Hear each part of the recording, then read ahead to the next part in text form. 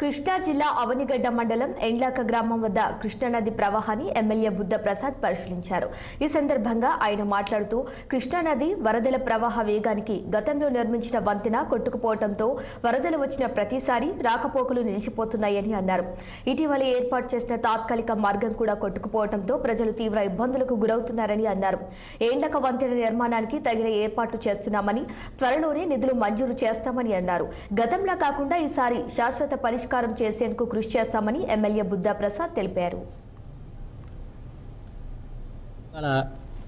ఈ కోతకు కూడా గురవుతుంది ఎడ్లం గ్రామం. ఎన్నో పెద్ద పెద్ద వరదలు వచ్చినప్పుడు కూడా ఏనాడు కూడా కోతకు గురైన పరిస్థితి లేదు.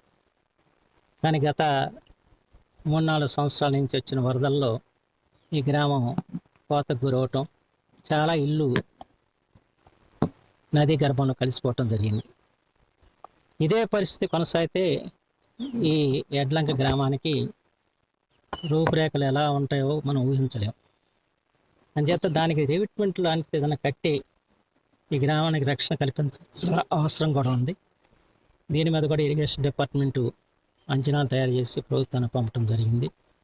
ఇవన్నీ కూడా వాళ్ళ రాష్ట్ర ఆర్థిక పరిస్థితి కొంచెం ఇబ్బందికరంగా ఉన్నప్పటికీ కూడా ఇది ప్రధాన అంశంగా తీసుకుని దీని మీద మాట్లాడటం జరుగుతూ వస్తుంది.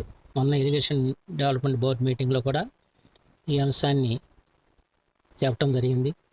కలెక్టర్ గారు కూడా దీని మీద శ్రద్ధ చూపుతున్నారు. అంచేత త్వరలోనే ఈ రెండు పూర్తి అయితే ఈ ఎడ్లంక గ్రామానికి సంపూర్ణ రక్షణ మనం కల్పించడం అవుతాం. ఇవాళ గుమ్మది